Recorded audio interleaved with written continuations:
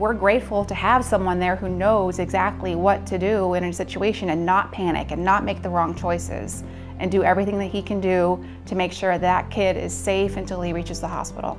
It is a sense of security, having someone there that is experienced and knowledgeable on the sidelines, during the practices, and during the games.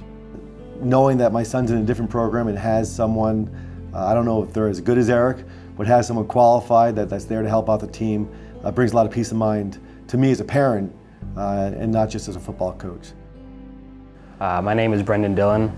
I go to Bedford High School, and I'm a freshman, and I can't play football anymore. He had started asking to play football before he was actually age eligible to play. You know, everything about his future had something to do with football, and to have that ripped from him in an instant was devastating for us, for him.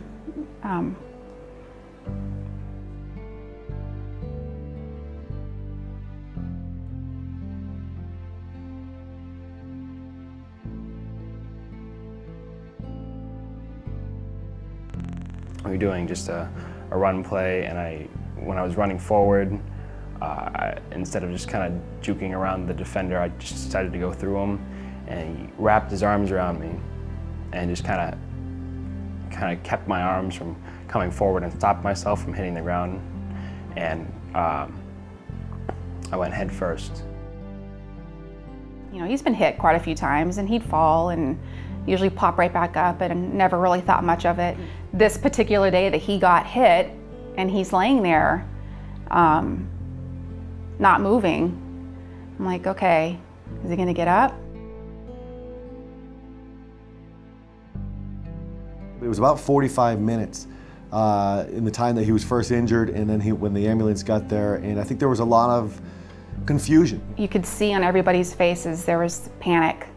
I think in youth sports in general, we know that we work particularly on volunteers, and we get whatever we can get for help, whoever would help us.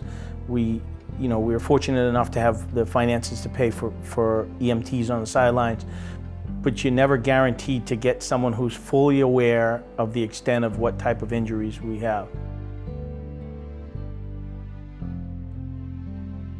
He spent a tremendous amount of hard work getting back in and working out and eating right and training with the guys and trying to get reacclimated to playing. So I can remember I was probably as anxious as he was that morning. First day of football practice, early August. We're the second practice of the day. Not expecting too much going on. We did a ball protection where practically you had to run through a tunnel of guys, hold the ball, and they just give you a little pop with the bag. Once it was my turn, I ran through and I got popped in the shoulders. Once that happened, I was paralyzed from the neck down. I look over and I see, this young kid laying on the ground, not really moving. So immediately just, stabilized his head and neck and kind of started my evaluation process. And they stopped me during the drill. One of my training officers pulled me aside and said, "You need to hurry home. Your son was in an incident." As soon as I picked up the phone, I could hear he was running, and I could hear him breathing heavy through the phone. And he says, "Laurel, it's Kurt." And I said, "What's up? Why are you calling me?" He goes, "You have to get here right now. Brendan's been hurt. He can't move his arms and his legs." And wherever he was running. Eric immediately just said, "Just don't move, don't move." He stabilized my head, kept it still, made sure that I didn't move, and said, can you feel this point? Can you feel that point? Just trying to make sure that I didn't make the injury more severe than it already was. It was gradually starting to get better on one side of his body than the other.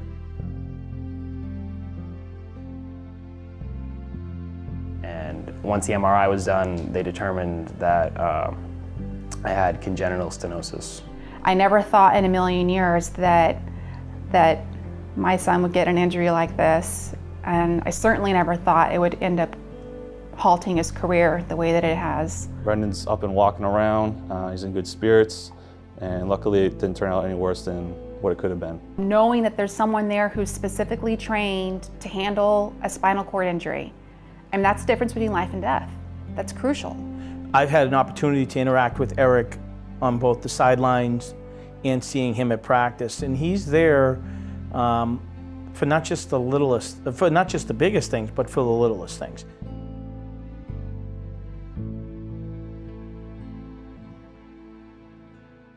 The first injury Kyle had was playing football, and it was at the Gymboree, and he made a tackle and tried to make an arm tackle, which you're never supposed to do, but tried it anyway, and my shoulder just came out. of course, as a parent, I'm on the sidelines really concerned about what had happened. And they called me from over where the bench was and said, you know, listen, I think that this has been dislocated. We have to do something about it. You know, I have doctors that we can send him to, but right now I just want you to know we have it stabilized. Everything is okay. He's not in any pain. And that made me feel really good, knowing that at least for the moment he was taken care of. She knew all the questions to ask. She was very good with the shoulders. Bethany was helping him at school while he wasn't going to his PT, and helping him with the exercises, because it was very important to Kyle to come back and play the first game of the season.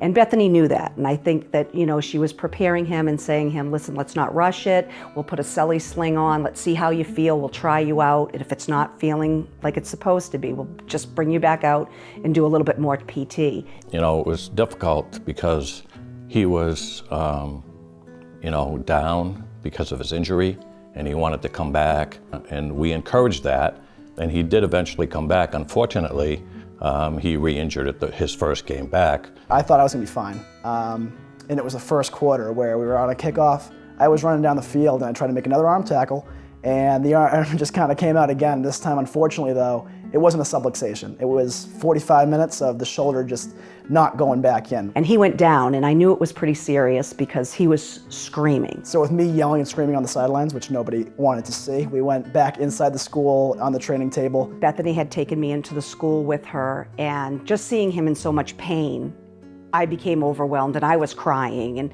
Bethany had to console not only Kyle now, but she had to console me and kind of let me know what was going on and that he was going to be all right. But I really felt very comfortable that someone who knew what they were doing was taking care of him. So I decided to get the surgery. My season was going to end for football at that point. And it was really definitely something I was very upset about. But then going into baseball season, after the right shoulder was a little hurt, I wasn't able to play very much. It was very, very frustrating for me. Semi-final game, we're playing at SNHU, beautiful field. My teammate had bunted it down the third base line, and I had rounded second base, maybe hoping to get to third base because the third baseman was charging. But I saw my coach's hand go up, and then as soon as that happened, I tried to change directions, and as soon as my hand made contact with the dirt, the other shoulder came out. Bethany was a big part of making Kyle feel more comfortable with his injury. And I think it was her assurance and her confidence in him that made him believe in himself again. Without an athletic trainer at the school, I feel like it would be a lot different. I don't know if I would understand a lot of the things that was going on. I don't know if I would be able to correct the problems I'd been making in the past. I feel like I would just be going on, hurting my body even more. So with an athletic trainer at the school, I've been able to learn, not only recover, but learn from my mistakes in the past.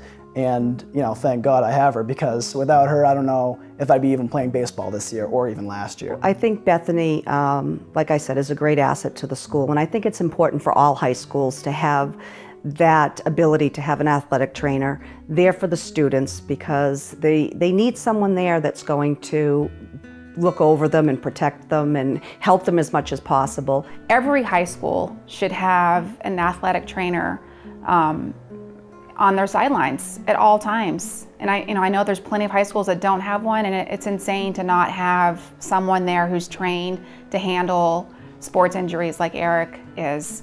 Time is of the essence when there's an injury like that, and to have someone not there, not know what to do, it's terrible. To have someone such as Eric trained and under the organization of a nonprofit is impressive, because it does take a lot.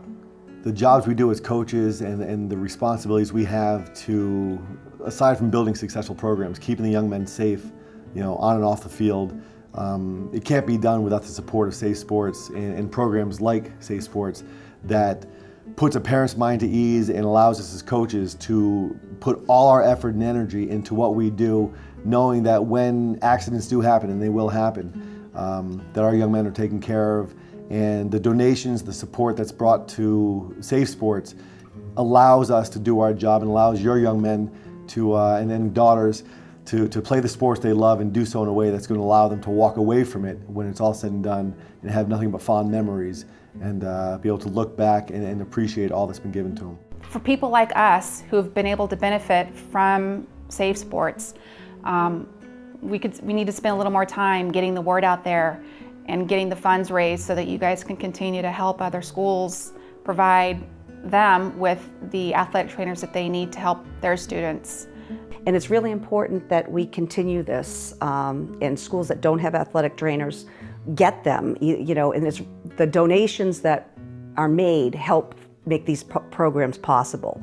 And I think it's very important that, you know, we allow this to continue to happening, because I think athletic trainers are probably one of the most important people on the field.